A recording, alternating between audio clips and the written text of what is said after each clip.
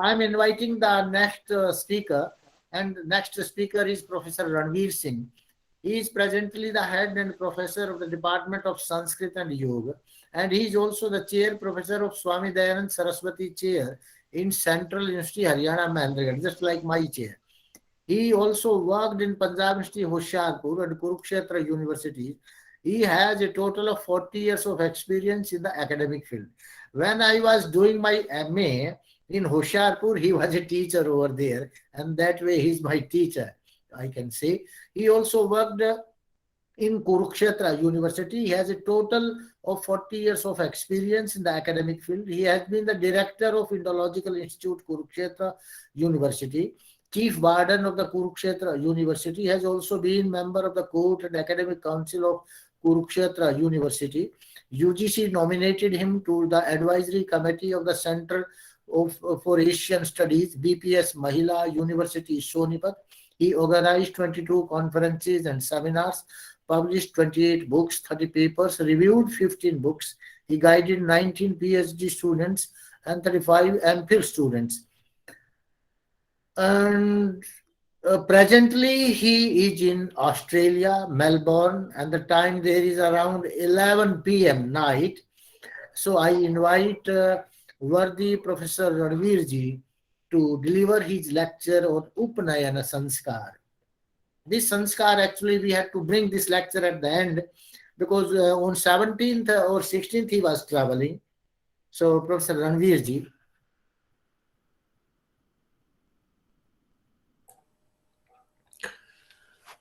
ॐ विश्वानि देव सवितर्दुरितानि परासुव यद्भद्रं तन्न आसुव। ओम। सबसे पहले सभी उपस्थित विद्वानों को मैं नमस्ते कहता हूँ। रवि जी को धन्यवाद देता हूँ अवसर प्रदान करने के लिए, और समय का अभाव है इसलिए मैं सीधा अपने वक्तव्य पर आता हूँ।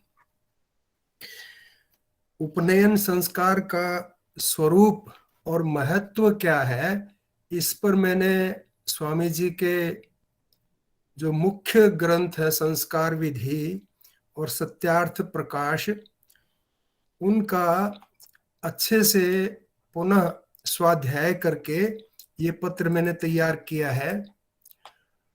और भी कई सारे ग्रंथ मैंने देखे हैं कि उपनयन संस्कार का क्या महत्व है और क्या उसका स्वरूप है। देखिए, संस्कार जो है वो मनुष्य को सुसभ्य, सदाचारी, परिश्रमी, स्वस्थ एवं समृद्ध बनाने के लिए उनकी बड़ी आवश्यकता है। ऋषियों ने मानव को शारीरिक, बौद्धिक और आत्मिक दृष्टि से पूर्ण मानव बनाने के लिए 16 संस्कारों का प्रावधान किया है। इनमें 10वां संस्कार उपनयन संस्कार है। उप का अर्थ है समीप और नयन का अर्थ है लेकर के आना, अर्थात आचार्य के कुल में जाकर समीप बैठकर विद्या प्राप्त करने का, ईश्वर के सानिध्य में बैठकर ब्रह्म यज्ञ द्वारा उस सर्वशक्ति संपन्न प्रभु की कृपा का अधिकारी बनने का, तथा यज्ञ कुंड के समीप बैठकर यज्ञ करने का अधिकारी यज्ञोपवीत धारी ही होता है। इसे यज्ञोपवीत, जनेऊ और पंजाबी में जयू, उपनयन, ब्रह्मसूत्र, उपवीत, व्रतबंध, सौत्रामणि, प्रतिज्ञा तंतु, पवित्र सूत्र आदि नामों से भी जाना जाता है। यज्ञोपवीत का सामान्य अर्थ है यज्ञ करने की योग्यता व अधिकार का चिन्ह। अब संस्कार विधि के अनुसार जो उपनयन संस्कार है उस पर विचार करते हैं। बीच बीच में मेरी टिप्पणियां हैं और स्वामी जी ने जो विधि दी हुई है उसका विवेचन मैंने किया है। स्वामी दयानंद सरस्वती जी ने आश्वलायन गृह सूत्र के सर्वप्रथम 6 वचन उद्धृत किए हैं, जिनके वर्णनानुसार उपनयन संस्कार की आयु उनमें लिखी हुई है। उसका निर्देश है, ब्राह्मण का उपनयन 8वें वर्ष में, क्षत्रिय का 11वें तथा वैश्य का 12वें वर्ष में होना चाहिए। आश्वलायन में 6ठे संदर्भ में यह भी उल्लेख प्राप्त होता है कि यदि ब्राह्मण का 16 वर्ष की अवस्था तक, क्षत्रिय का 22 वर्ष की अवस्था तक और वैश्य का 24 वर्ष की अवस्था तक उपनयन नहीं होता तो वे पतित हो जाते हैं। और इसी संदर्भ में आश्वलायन गृह सूत्र ये कहता है कि ब्राह्मण का मृग चर्म उड़ा करके, उसको पहना करके, क्षत्रिय का जो है वो काले मृग चर्म को उड़ा करके और वैश्य का गोचर्म उड़ाकर उपनयन करने का विधान है। तो स्वामी जी ने मनुस्मृति का भी प्रमाण उपस्थापित किया, जिसमें कहा गया है कि ब्रह्म वर्चस अर्थात विद्या की कामना वाले ब्राह्मण का 5वें, बल की कामना वाले क्षत्रिय का 6ठे तथा अर्थ व्यवहार की इच्छा वाले वैश्य का 8वें वर्ष में उपनयन संस्कार हुए। यहाँ एक बात विशेष ध्यान रखने वाली है, स्वामी जी ने अथ प्रमाणानि ये वचन सबसे ऊपर दिया।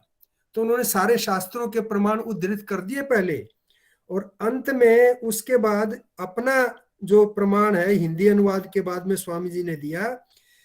तो बहुत सारे लोग ये कहते हैं कि भाई ये वर्ण के आधार पर ये भेदभाव क्यों है, परंतु स्वामी जी का जो विचार है वहां बिल्कुल स्पष्ट है। उनका वाक्य है, जब बालक का शरीर और बुद्धि वैसी हो कि अब यह पढ़ने के योग्य हुआ तभी यज्ञोपवीत करा देवे। इसमें ना उन्होंने किसी वर्ण की बात की है ना किसी आयु की बात की है। तो स्वामी जी ने प्रमाणानि अथ प्रमाणानि कह करके पहले सारे जो शास्त्र हैं उनके प्रमाण उपस्थापित किए, और बाद में बिल्कुल समानता से ये कहा बालक की बुद्धि पे ये डिपेंड करता है कि जब वो वेदारंभ का, वेद पढ़ने का अधिकारी, उसकी बुद्धि उस अधिकार, उस क्षमता को प्राप्त कर लेवे तो उसका उपनयन करवावे।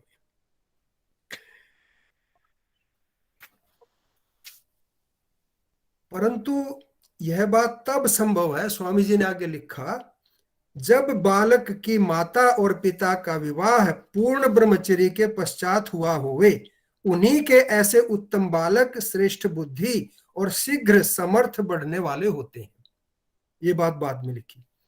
ऐसे ही उपनयन संस्कार किस ऋतु में हो और उपनयन से पूर्व जो 1 दिन अथवा 3 दिन का व्रत सभी वर्णियों को करना है, उसमें भोजन क्या ग्रहण करना है, उसके विषय में भी शतपथ ब्राह्मण के वचन उद्धृत करते हुए अपनी व्यवस्था भी दी है। स्वामी जी ने कहा है कि उपनयन या यज्ञोपवीत का समय उत्तरायण सूर्य है।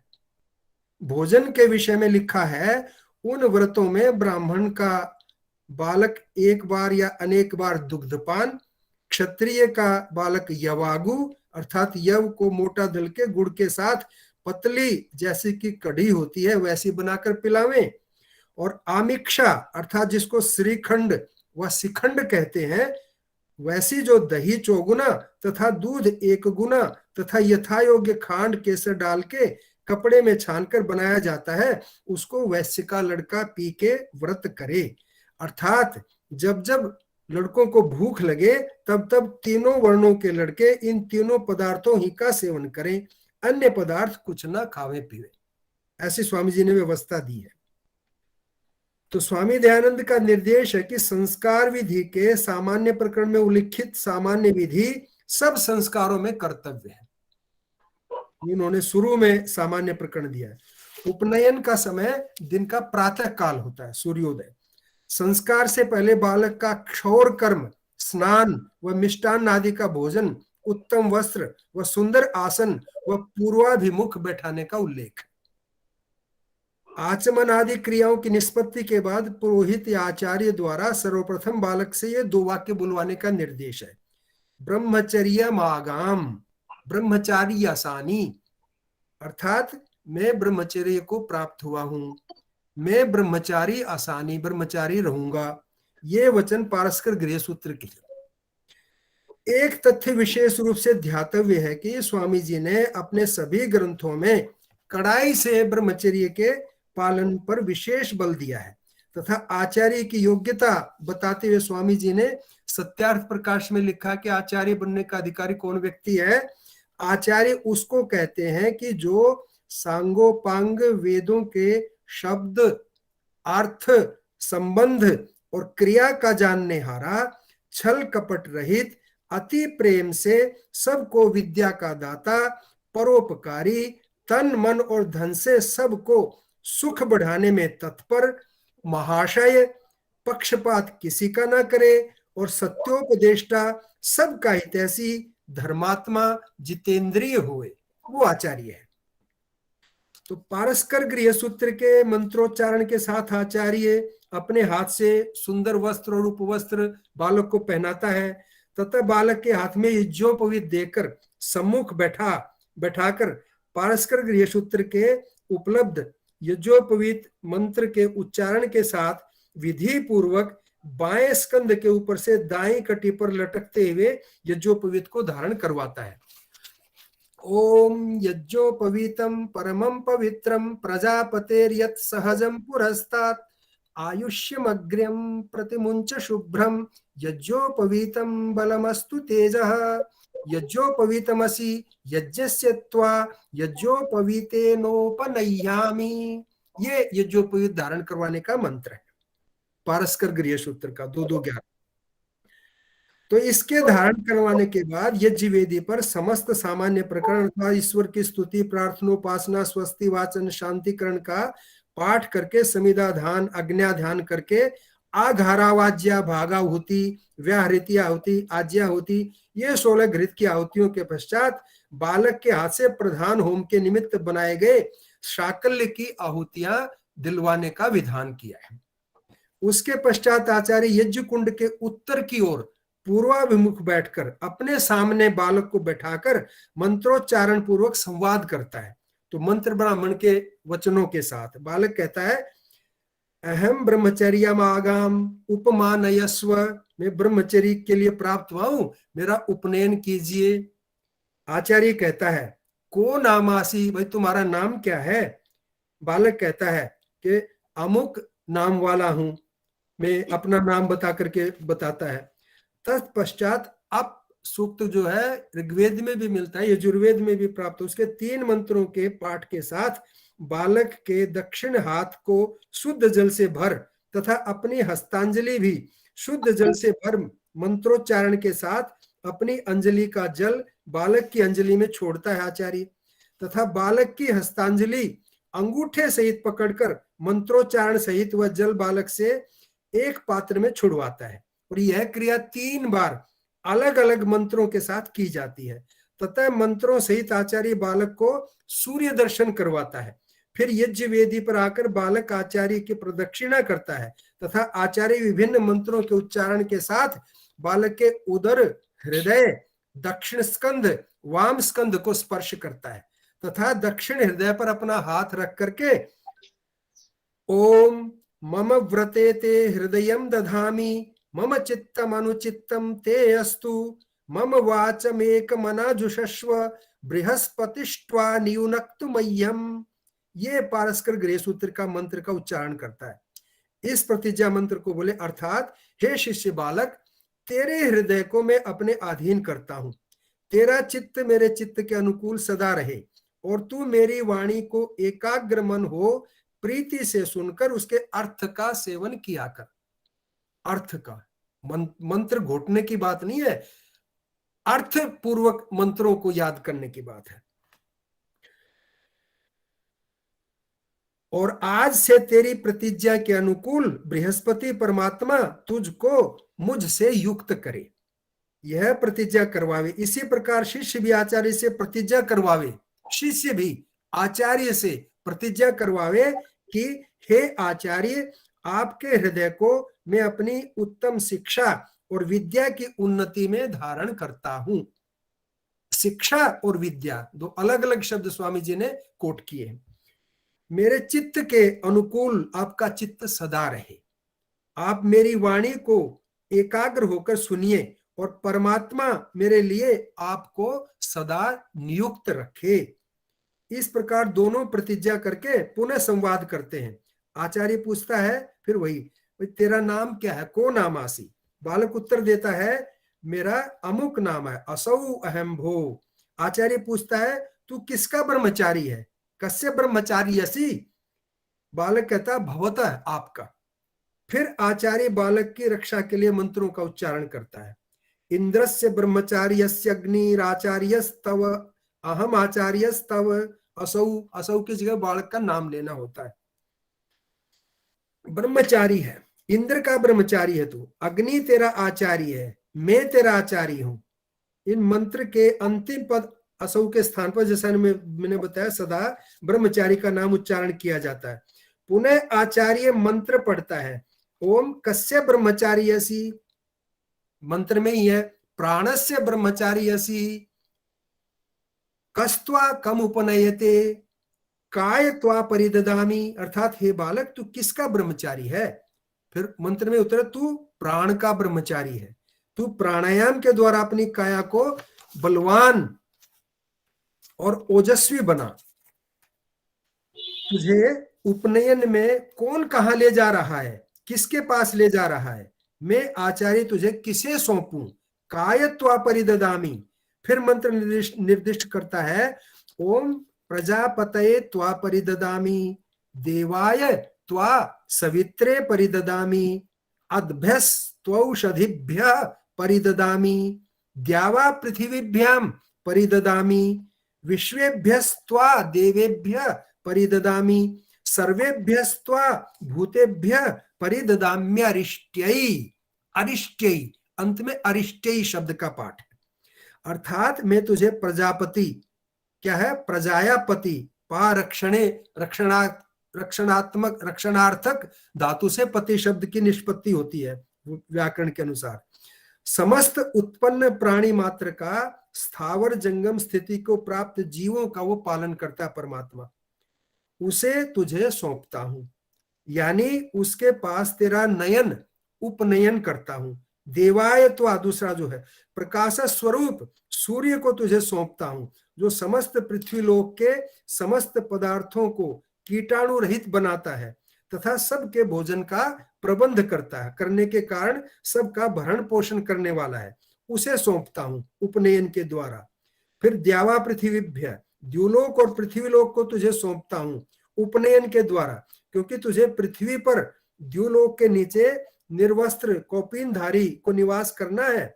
और विश्वेभ्य देवेभ्य त्वा समर्पयामि, तो मेरे गुरुकुल में उपस्थित सभी विद्वान आचार्यों उपाध्यायों को तुझे सौंपता हूं, ताकि उपनयन करके, यानी उनके पास जाकर के तुम नाना विद्याओं का अभ्यास करो। शतपथ ब्राह्मण में कहा, देवा वही विद्वांसः। देवा शब्द का अर्थ हमेशा बहुत जगह विद्वान होता है। वैसे तो दिवु धातु के कई सारे अर्थ होते हैं, प्रसंगानुसार वही अर्थ हमें उसका अध्याहार करना पड़ता है, परंतु यहाँ देवा वही विद्वान से, विद्वान जो अन्य विषयों के जो विद्वान है मेरे गुरुकुल में, उनको तुझे सौंपता हूं। और अंत में जो अरिष्ट्यई जो पद है, अरिष्ट्यई का अर्थ रोग राहित्याय, अर्थात रोग रहित स्वस्थ जीवन के लिए तुझे सब प्राणियों का सानिध्य प्राप्त करवाता हूं। और उपनयामी और जो अरिष्टेय, इसका सभी वचनों के साथ अन्वय जाता है। इन मंत्रों के उच्चारण के साथ इनका अर्थ ठीक से समझाते हुए आचार्य शिष्य को उपर्युक्त वचनों में निर्दिष्ट प्राण आदि विद्याओं का सम्यक उपदेश करे तथा उपनयन समारोह में उपस्थित सभी संबंधी स्त्री पुरुष इष्ट मित्र संबंधी आदि मिलकर मंत्र का उच्चारण करें। ओम त्वम जीव शरद शतम वर्धमानः आयुष्मान तेजस्वी वर्चस्वी भूयाः, इस प्रकार के मंत्र का उच्चारण करें। सारे जितने संबंधी जन आए हुए हैं उपनयन संस्कार के उपलक्ष्य में। इसका अर्थ है, हे बालक तू वृद्धि को प्राप्त होता हुआ 100 वर्ष तक जी और आयुष्मान तेजस्वी तथा वर्चस्वी हो। इस प्रकार उपनयन संस्कार के संपादन की ये शास्त्रीय विधि विधान है। उपनयन संस्कार के बाद ब्रह्मचारी व ब्रह्मचारिणी अपने आचार्य व आचार्य के साथ साथ मनसा वाचा कर्मणा एकाकार हो जाते हैं।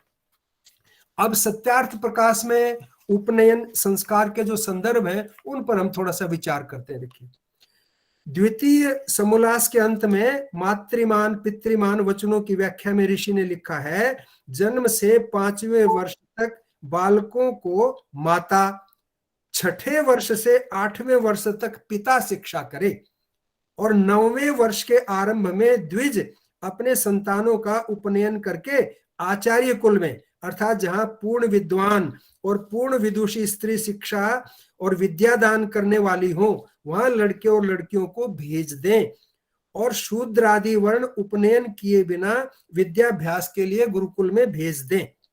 इस प्रकार द्विजों के बालकों का उपनयन संस्कार 2 बार होता है, एक बार घर पर और दूसरी बार गुरुकुल में, जैसा कि तीसरे समोल्लास में लिखा है।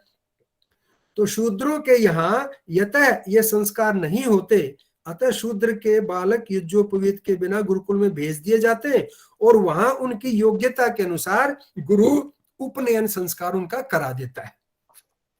तृतीय समोल्लास के प्रारंभ में ऋषि ने लिखा है, संतानों की उत्तम विद्या, शिक्षा, गुण, कर्म और स्वभाव रूप आभूषणों को धारण कराना माता पिता, आचार्य और संबंधियों का मुख्य कर्म है। दूसरे आभूषणों की आवश्यकता नहीं है, उनके गुण, कर्म और स्वभाव के जो आभूषण उनको धारण करवाने हैं। द्विज अपने घर में लड़कों का यज्ञोपवीत और कन्याओं का भी यथा योग्य संस्कार करके यथोक्त आचार्य कुल अर्थात अपनी अपनी पाठशाला में भेज दें। जहां यहां स्वामी जी ने लड़कियों के लिए यथायोग्य संस्कार वचन कहा है, इसका अभिप्राय यह प्रतीत होता है कि लड़की के यज्ञोपवीत संस्कार में मुंडन आदि नहीं किया जाता। स्वामी जी ने अनेक लड़कियों के सभी संस्कार व पठन पाठन लड़कों के समान कराने का निर्देश किया है।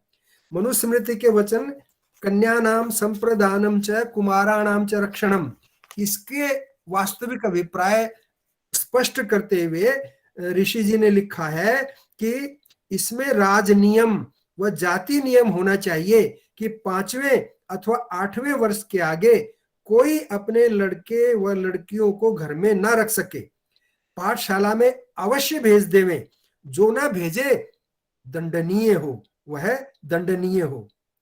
इसी समोल्लास में आगे मनुस्मृति अनेन क्रम योगेन संस्कृत आत्मा द्विजः शनैः गुरौ वसन संचिनुयाद ब्रह्माधिगमिकम तपः, इसका अर्थ समझाते हुए स्वामी जी ने लिखा है, ये मनुस्मृति का दूसरे अध्याय का 164वां श्लोक है। इस प्रकार से कृतोपनयन द्विज ब्रह्मचारी कुमार और ब्रह्मचारिणी कन्या धीरे धीरे वेदार्थ के ज्ञान रूप उत्तम तप को बढ़ाते चले जाएं। इसी प्रकार तैत्तिरीयोपनिषद की शिक्षावल्ली समावर्तन प्रकरण में आए अंत्यवासी जो वेदम अनुच्य अंत्यवासिनम अनुशास्ति, ये जो अंत्यवासिनम जो शब्द आया उसका अर्थ शिष्य और शिष्याओं किया है स्वामी जी ने, उसमें शिष्य और शिष्या दोनों के लिए वो अभिप्रेत है। कन्याओं के सभी संस्कारों के प्रचलन के और भी प्रमाण प्राप्त होते हैं। पौराणिकों का एक प्रसिद्ध ग्रंथ है निर्णय सिंधु, इसके 3 परिच्छेद संस्कार निर्णय प्रकरण में लिखा है, यत्तु हारितः, हारित स्मृति का वचन देते हुए, द्विविधा स्त्रियः ब्रह्मवादिनः सद्यो वध्वश्च तत्र ब्रह्मवादिनीनाम उपनयमग्निन्धनम वेदाध्ययनम स्वगृहे च भक्षचर्या इति, सद्यो वधूनाम उपनयनम कृत्वा विवाह कार्य इति, तद युगांतर विषयम पुरा कल्पेतु नारीणाम मौंजी बंधनम इष्यते अध्ययनम च वेदानाम सावित्री वचनम तथा इति यमोक्ते, ये यम स्मृति का वचन दिया है। अर्थात हारित स्मृति में कहा है कि स्त्रियां 2 प्रकार की होती हैं, एक ब्रह्मवादिनी और दूसरी सद्योवधू। उनमें से ब्रह्मवादिनियों का उपनयन, अग्निहोत्र, वेदाध्ययन और अपने घर में भिक्षा करना होता है। सद्योवधू स्त्रियों का उपनयन करके विवाह कर देना चाहिए। यहाँ निर्णय सिंधुकार का कहना है, अपना जो वो वाक्य कहते हैं कि यह बात यम स्मृति के कथनानुसार दूसरे युगों के विषय में है। जैसा कि यम स्मृति में कहा है, पुरा अर्थात पूर्व काल में तो स्त्रियों का मौंजी बंधन, यज्ञोपवीत संस्कार, वेदों का पढ़ना तथा गायत्री जप विहित था। इसका आशय स्पष्ट है कि ऋषियों के समय में कन्याओं का यज्ञोपवीत, वेदाध्ययन आदि सब कुछ लड़कों के समान किया जाता था, पुरुषों के समान। गोभिल गृह सूत्र में एक वचन प्राप्त होता है, प्रावृताम यज्ञोपवीतिनीम, अर्थात प्रावृता का अर्थ है यज्ञोपवीत धारिणी। गोभिल गृह सूत्र का वचन है। गोभिल गृह सूत्र के टीकाकार हुए महामहोपाध्याय चंद्रकांत तर्कालंकार, उन्होंने भी यम स्मृति का श्लोक उद्धृत करते हुए लिखा है, स्वगृहे चैव कन्याया भैक्षचर्या विधीयते वर्जयेद अजिनम चीरम जटा धारणमेव च, अर्थात कन्या के लिए अपने घर में ही भिक्षा का विधान है, वह अजिन अर्थात मृगचर्म, चीर तथा जटा धारण ना करे। इन सारे प्रमाणों से स्पष्ट है कि कन्याओं के यज्ञोपवीत संस्कार का स्पष्ट विधान था। स्वामी जी ने प्रत्येक कन्या के लिए शिक्षा का विधान किया है तथा तृतीय समोल्लास के उसी प्रसंग में लिखा है कि पिता, माता व अध्यापक अपने लड़के लड़कियों को अर्थ सहित गायत्री मंत्र का उपदेश कर देवें। और अथर्ववेद का जो ब्रह्मचर्य सूक्त है उसमें आता है, ब्रह्मचर्येण कन्या युवानम विंदते पतिम, अर्थात कन्या को ब्रह्मचर्य अर्थात संयम, वेदाध्ययन व ब्रह्मोपासना से नवयुवक पति की प्राप्ति होती है। पाणिनि अष्टाध्यायी के इंगश्च सूत्र की व्याख्या में पतंजलि मुनि ने महाभाष्य में क्या लिखा है, उपे व्याधिते अस्या उपाध्यायी और उपाध्याया। इसी प्रकार अनुपसर्जनाथ सूत्र के महाभाष्य में लिखा है, आपिशलम अधिते ब्राह्मणी आपिशला काशकृत्स्निना प्रोक्ता मीमांसा काशकृत्स्नी काशकृत्स्नीम अधिते ब्राह्मणी काशकृत्स्ना, अर्थात आपिशली के व्याकरण को पढ़ने वाली ब्राह्मणी आपिशला और काशकृत्स्न की बनाई जो मीमांसा है, काशकृत्स्नी मीमांसा, उसको पढ़ने वाली ब्राह्मणी काशकृत्स्ना। इसी प्रकार बृहदारण्यक उपनिषद में गार्गी एवं याज्ञवल्क्य का संवाद शास्त्रार्थ प्राप्त होता है तथा शंकर दिग्विजय में मंडन मिश्र की धर्मपत्नी श्रीमती विद्याधरी के शंकराचार्य से शास्त्रार्थ का वर्णन भी स्त्रियों की विद्वत्ता व उच्च शिक्षा के प्रमाण है। इसी प्रकार बृहदारण्योपनिषद का वचन क्या है, मैत्रेयी ब्रह्मवादिनी बभूव, अर्थात मैत्रेयी जो याज्ञवल्क्य की पत्नी थी वो ब्रह्मवादिनी अर्थात वेदवादिनी हुई। और इसी प्रकार ऋग्वेद का वचन है, स्त्री है ब्रह्मा बभूवित है, अर्थात स्त्री ब्रह्मा चारों वेदों की पंडिताएं हुई। तो इस प्रकार और सुश्रुत संहिता में भी सूत्र स्थान का जो अध्याय 2 के 3 वचन है उसमें भी ब्राह्मणस्त्रयाणाम वर्णानाम उपनयनम कर्तुमर्हति राजन्यो द्वयस्य शूद्रमपि कुल गुण संपन्नम मंत्र वर्जम उपनीतम अध्यापयेदित्य के। वहां उपनयन के संबंध में क्या उल्लेख है कि, और स्वामी दयानंद ने इसके विषय में क्या लिखा, उन्होंने ये वचन उद्धृत किया है कि ब्राह्मण तीनों वर्ण, ब्राह्मण क्षत्रिय और वैश्य, क्षत्रिय 2 वर्ण क्षत्रिय और वैश्य तथा वैश्य 1 वैश्य वर्ण का यज्ञोपवीत करा के पढ़ा सकता है। और जो कुलीन शुभ लक्षण युक्त शूद्र हो तो उसका मंत्र संहिता को छोड़ के सब शास्त्र उसको पढ़ावे। शूद्र पढ़े परंतु उसका उपनयन ना करे, यह मत अनेक आचार्यों का है। दूसरे आचार्यों के मतों को उन्होंने कोट किया है। पश्चात 5वें या 8वें वर्ष से लड़के लड़कों की पाठशाला में और लड़की लड़कियों की पाठशाला में जावें। इस संदर्भ में स्वामी जी ने शूद्र उपनयन संबंधी विचार अन्य आचार्यों के वचन उद्धृत करके स्वयं का जो निर्देश दिया है वह सभी वर्णों के बालक बालिकाओं के लिए समान है। शूद्र कुल में उत्पन्न बालक का उपनयन आचार्य कुल में जाने के बाद आचार्य के हाथों से ही होता है। और हमें जो सिख पंथ के मैंने थोड़ा सा कुछ रेफरेंसेस देखे, उसमें जो सिख पंथ जो है वो जो आर्य जो परंपरा थी उसी का एक संप्रदाय है। तो उसमें सिख पंथ के जो अंतिम गुरु महाराज स्वनाम धन्य जो गुरु गोविंद सिंह जी थे, उन्होंने सिख पंथ के अनुयायियों के लिए जनेऊ धारण करने का विधान किया हुआ है। इसका प्रमाण पंडित तारा सिंह जी द्वारा लिखित गुरु मत निर्णय सागर नामक एक ग्रंथ है, उसमें प्राप्त होता है। वर्णन इस प्रकार है कि वासिया वाले सिखों ने गुरु गोविंद सिंह जी के पास उनके उनके उनके पश्चात जो उन्होंने मार्ग अपनाना उसके विषय में 10 प्रश्न उन्होंने लिख करके भेजे थे। गुरु महाराज ने उनके उत्तर लिखवाए थे। उत्तर भाई मान सिंह जी द्वारा लिखे गए थे। उन प्रश्नों का नाम वाजबुल अरज है। उनमें एक प्रश्न यज्ञोपवीत विषयक था। जैसे प्रश्न था, उसी भाषा में पढ़ता हूं, जनेऊ पवने समय आगे सिर मुंडवाने की रीति थी, अब सिख रोकते हैं, क्या हुक्म? ये प्रश्न था। तो उत्तर स्वामी जी ने, गुरु गोविंद सिंह जी ने लिखवाया कि सहजधारी के बेटे की कैंची से रीति करो, केसधारी के बेटे को दही से केसी स्नान कराओ, जनेऊ समय। ये उत्तर गुरु गोविंद सिंह जी ने दिया। इसका क्या अभिप्राय है कि इस लेख में गुरु गोविंद सिंह जी महाराज ने सब सिखों को जनेऊ पहनने का आदेश दिया है। भेद इतना ही है कि जहां आर्यों के लिए क्षौर का विधान है, वहां सहजदारी अर्थात जिसने अमृत नहीं छका है उसका मुंडन कैंची से किया जाए, और जिसने अमृत छका है, केशधारी है, वह दही से सकेश स्नान करके उपवीत पहन ले। इस प्रकार सब सिखों को जनेऊ पहनने का विधान गुरु गोविंद सिंह जी ने किया है, क्योंकि सब सिख क्षत्रिय हैं और प्रत्यक्षतः 4 गुरुओं के तो उपनयन संस्कार के प्रमाण भी प्राप्त होते हैं।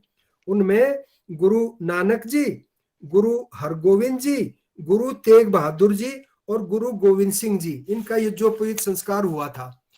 यज्ञोपवीत ये स्वयं भी धारण करते थे। भाई दया सिंह भी यज्ञोपवीत धारण करते थे। तो वाजबुल अरज में जो 10 प्रश्न है उसके अनुसार सिखों को यज्ञोपवीत धारण करने की आज्ञा दी गई है। अब थोड़ा सा यज्ञोपवीत का जो महत्व है उसका भी मैं थोड़ा सा वर्णन कर दूं, उसका जो थोड़ा सा स्वरूप है। देखिए, यज्ञोपवीत में 3 तार होते हैं जिनका विशेष अभिप्राय यह है कि प्रत्येक मनुष्य पर 3 ऋण चढ़े हैं। पहला देव ऋण, दूसरा ऋषि ऋण तथा तीसरा पितृ ऋण। यज्ञोपवीत इन तीनों ऋणों से उऋण होने की याद दिलाता रहता है। यज्ञादि एवं ईश्वर की उपासना से देव ऋण, और विद्याध्ययन, विद्वानों का सत्कार तथा वेदानुकूल आचरण से ऋषि ऋण, तथा वृद्ध जनों व माता पिता की सेवा शुश्रूषा और विवाह पूर्वक योग्य संतानोत्पत्ति और उनके व्रतों को पूर्ण करने से पितृ ऋण, इस पितृ ऋण से उऋण हुआ जा सकता है। इस सद्व्यवहार से कोई भी मनुष्य तीनों ऋणों से उऋण हो सकता है। तो यज्ञोपवीत की संरचना पर विचार करें तो इसके एक एक तार में 3-3 तार होते हैं। इस प्रकार कुल तारों की संख्या 9 हो जाती है। वेद में कहा है, अष्ट चक्रा नवद्वारा देवानाम पूर अयोध्या, अर्थात 8 चक्रों और 9 द्वारों वाला अयोध्या नामक एक नगर है। ये नगर मानव देह है। इसमें 8 चक्र अर्थात और 9 द्वार हैं। 2 आंख, 2 कान, 2 नासिका छिद्र, 1 मुख, ये 7 हुए। इनके लिए वेद में कहा गया है, सप्तर्षय प्रतिहिता शरीरे, हमारे शरीर में 7 ऋषि बैठे हुए हैं। मनुष्य का लक्ष्य होना चाहिए कि इन ऋषियों को यज्ञोपवीत के धारण के द्वारा महर्षि बनाने का प्रयत्न करे और किसी भी परिस्थिति में इन्हें राक्षस ना बनने दे। मल और मूत्र के 2 द्वार हैं। इस प्रकार कुल 9 द्वार हैं। और यज्ञोपवीत के 9 तारों के धारण के साथ साथ ब्रह्मचारी को संकल्प करना पड़ता है कि इंद्रियों को वश में रखना है। किसी इंद्रिय के माध्यम से कोई बुराई जीवन में प्रवेश ना कर सके। ब्रह्मचर्य का मनसा वाचा कर्मणा पालन करना अपरिहार्य है। तो यज्ञोपवीत को बाएं कंधे पर डाला जाता है यह हृदय से होता हुआ कटी तक पहुंचता है। तो मनुष्य जन्म से शूद्र होता है, जन्मन जायते शूद्र संस्कारे द्विज उच्यते। तो द्विज बनने पर कर्तव्यों का भार वहन करना पड़ता है। मनुष्य के शरीर में बोझ उठाने की शक्ति कंधे में होती है, इसलिए इसे कंधे पर डाला जाता है। अपनी प्रतिज्ञाओं का हृदय से पालन करना होता है, इसलिए यह हृदय से होता हुआ आता है।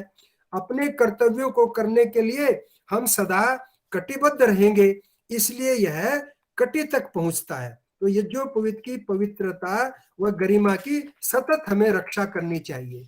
तो ये इस प्रकार से जो यज्ञोपवीत का जो महत्व है, जो उसकी संरचना है और जो उसका स्वरूप है, उस पर मैंने थोड़ा सा विचार आपके सामने प्रस्तुत किया।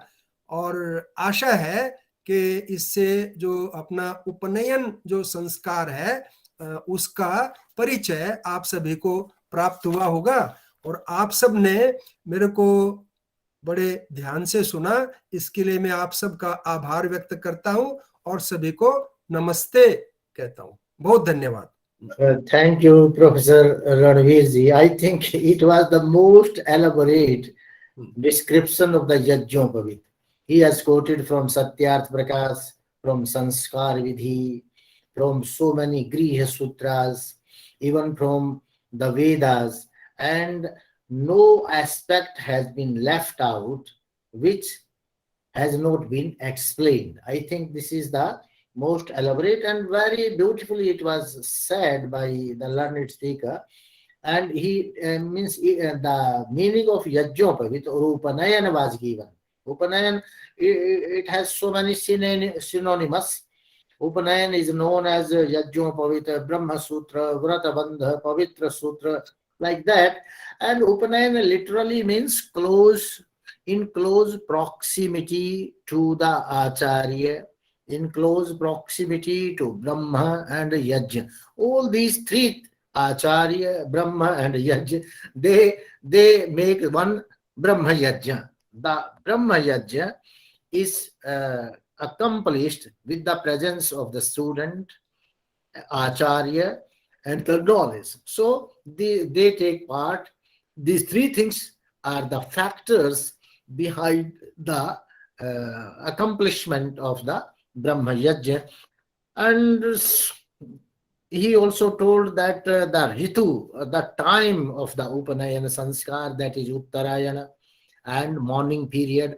And one beautiful thing has been said regarding this Upanayana Sanskar, that the Brahmana, he should be initiated in 5 years age, Kshatriya in 6 years age, Vaishya in 8 years age. So what is this Brahmana, Kshatriya and Vaishya Shudra?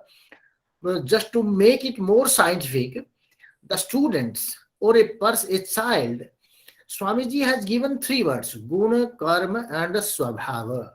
Even Bhagavad Gita also says, Chatur Varanyam Srishtam Maya Guna Karma Swabhavata. A child who has the temperament of a Brahman, who has the activity of a Brahman, and who has the quality of a Brahman, he can be initiated as early as possible, because he is already Brahman by his temperament. So in 5 years age he can be initiated. But a Kshatriya child who has the temperament of a Kshatriya, who has the quality of a Kshatriya and activity of a Kshatriya like things, he can be initiated within 6 years of age. And a Vaishya, because the word has been used for artha. Artha means if a child has the temperament of this business type activity, marketing activity, this type of temperament, and the activity, he does the same business activities, and he has the quality of being a businessman, he can be initiated within 8 years. And here the question remains, the Shudra. Shudra, neither he has a child who doesn't have the temperament of learning or doing Kshatriya type activities, administration, politics, and all these things, and neither he has the temperament of a businessman. So he is a Shudra. Shudra mostly in this Arthashastra. Chanakya in his Arthashastra, he calls all the producers as Shudras.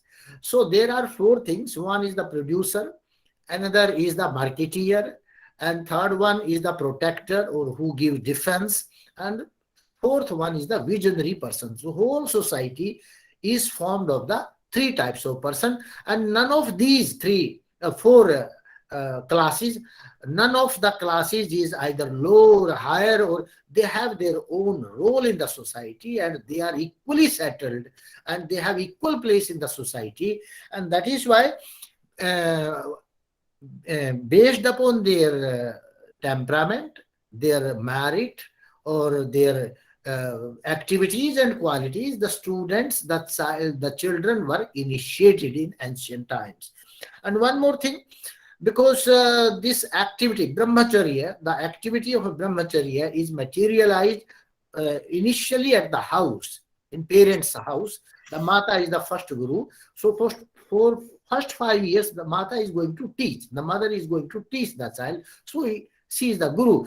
And the children whose parents are educated, they can, because Upanayan means the qualification for initiating Vedic studies. So whose parents are already initiated, intelligent, educated, their children will learn fast because they have the atmosphere in the house itself. So they will initiate their child or perform the Upanayan sanskar first in their house. Then when he will go to the Gurukul, after 9 years, the Guru will perform. But a child whose parents are Shudra, who have not studied anything or have not learned anything, because he doesn't have that background or that doesn't have that type of atmosphere, so he cannot be initiated or perform the Upanayana sanskar. So he will get only one Upanayana sanskar in the house of the teacher itself. That is why they are known as Dvijas. Because mostly the Vaishya, Kshatriya and Brahmana, they were educated.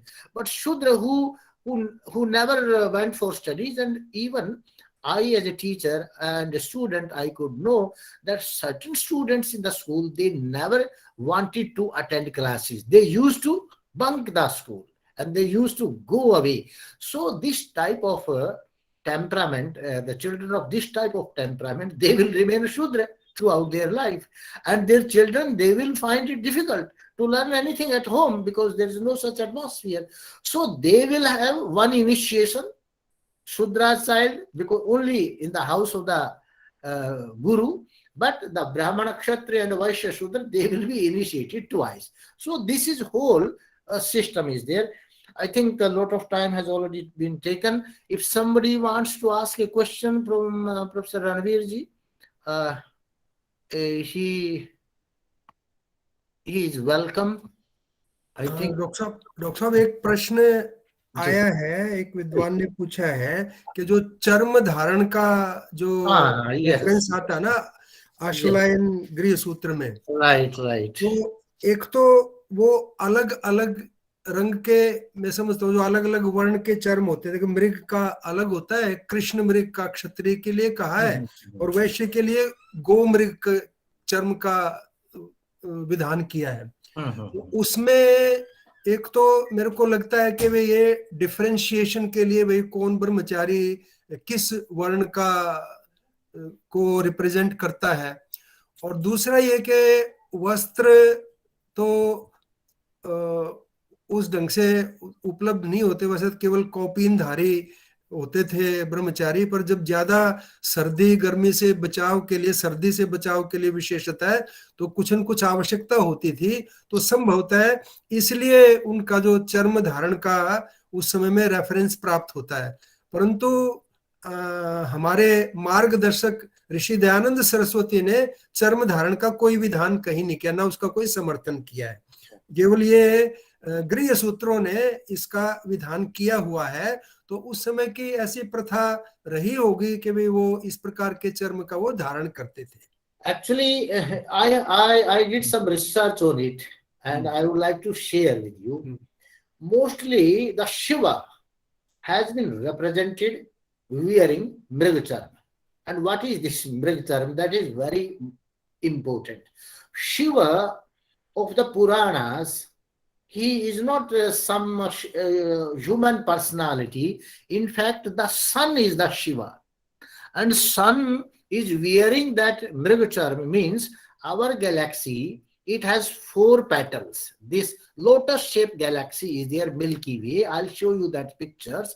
And our sun is residing, is located on the Mrigashira Nakshatra. Mrigashira, the name of the nakshatra is Mrigashira, and that is known as Orion. So we are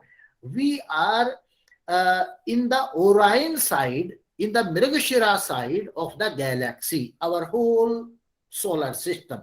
And that is why the sun of our solar system, he was represented symbolically to wear the Mrigashira, because we are on the petal of Mrigashira.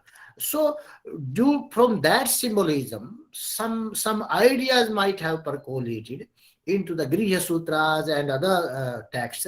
The people, they might have taken that a brahmachari should wear a Mrigashira or so, but I don't think this is the correct thing that was written into the Griha Sutras, because it was mostly based upon the on the imitation of the Shiva's Mrigashira.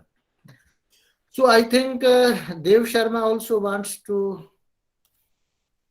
वैसे भी doctor साहब स्वामी जी ने कहा है कि भी जो वैदिक साहित्य के जो अपर ग्रंथ हैं, यदि वो वैदिक संहिताओं की अनुकूलता है तो उनको हम प्रामाणिक मानते हैं, और यदि अनुकूलता नहीं है तो उनको हम प्रामाणिक नहीं मानते. It was some symbolic, it was not actual in fashion.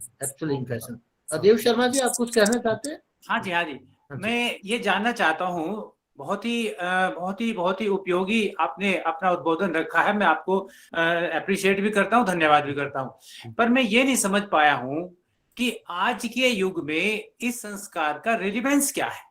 एक दूसरी बात मैं ये जानना चाहता हूँ कि जो बार बार सूर्य दर्शन की बात आती है ब्रह्मचारी के लिए, क्या इसका संबंध कहीं हनुमान जी के जो सूर्य बाल्यकाल में उन्होंने भक्ष लिया था, कहीं उससे रिलेशन है क्या?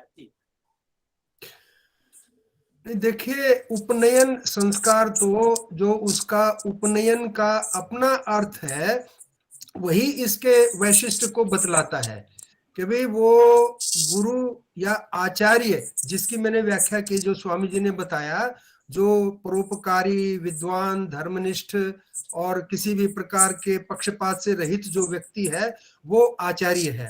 उसके साथ उसके मन और आत्मा के संबंध को स्थापित करने के लिए, देखिए, सारी प्रक्रिया में यही है कि भाई आचार्य के साथ शिष्य जो है वो बिल्कुल अनुकूलता से जुड़ जाए. और ये कहा कि ब्रह्मचारी को आचार्य 3 वर्ष तक अपने गर्भ में रखता है, तो गर्भ में रखने की भी बात वही है कि उसको सब प्रकार की चिंताओं से मुक्त करके वो उसका पालन पोषण करता है, उसको वेदाभ्यास करवाता है, ताकि वो बाहर के किसी प्रकार की चिंता उसको ना रहे. तो आचार्य और शिष्य की मन की अनुकूलता के लिए और दोनों में विश्वास पैदा करने के लिए ये उपनयन संस्कार है, मैं ऐसा समझता हूँ. अच्छा, इसमें एक और है, एक I can give you one more simple, it may be symbolism also, because the sun is the symbol of light.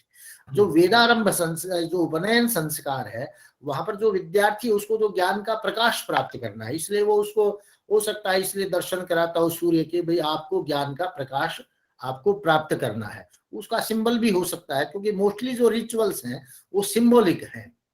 तो उसका ये कुछ अभिप्राय भी हो सकता है, क्योंकि वो जो ज्ञान का प्रकाश हो तो आचार्य के पास होगा, गुरु के पास से ही हो, क्योंकि गुरु ही पथ प्रदर्शक है. आपकी आवाज नहीं आ रही है जी. बहुत सारे बच्चे, क्या अधिकतर बच्चे आज गुरुकुल में नहीं पढ़ते हैं जी, वो सब स्कूल कॉलेज में पढ़ रहे हैं. तो हमारा ये संस्कार उनके लिए भी कुछ कहता है क्या? नहीं, उनके देखो एक्चुअली तो उनके लिए नहीं है. जब गुरु गर्भ में निवास है, या तो फिर वहां हॉस्टल बनाए जाएंगे, विद्यार्थी वहां रहे और टीचर भी वहीं रहे. जो गुरुकुल है वहां पर आचार्य और विद्यार्थी इकट्ठे एक साथ रहते हैं. परंतु ये अब व्यवस्था वो नहीं है। पर गुरुजी हमारे विश्वविद्यालय में डॉक्टर साहब जब ये विद्यार्थियों का प्रवेश होता है ना, तब हम यज्ञ करते हैं और प्रत्येक विद्यार्थी की यज्ञ में आहुति भी डलवाते हैं। वो सिंबोलिज्म उसका ऐसा हो जाता है कि उनको लगता है कि वे जैसे, वैसे तो मैं समझता हूँ कि वे ये व्यवस्था होनी चाहिए उपनयन संस्कार की, क्योंकि ये बहुत बड़ा संस्कार है हमारे विश्वविद्यालयों में और गुरुकुलों में तो होती ही है। इसको जैसे व्रत बंध भी कहा है ना, व्रत बंध, व्रत ले लिया, संकल्प ले लिया कि विद्या अध्ययन करूंगा, और उसके अलावा कुछ नहीं करूंगा। हाँ, ये मतलब ब्रह्म शब्द के तीनों अर्थ हैं। ब्रह्म शब्द का वेद ज्ञान भी अर्थ है, और ब्रह्म शब्द का परमपिता परमात्मा भी अर्थ है, और ब्रह्म शब्द का जो संयम सबसे बड़ा जो स्वामी जी ने जिसपे पूरा बल दिया है, वो जो शरीर के ब्रह्म स्वरूप जो वीर्य की रक्षा का जो संदेश है, वो भी उसमें सबसे बड़ा है। तो तीनों अर्थ उसमें आते हैं। Thank you.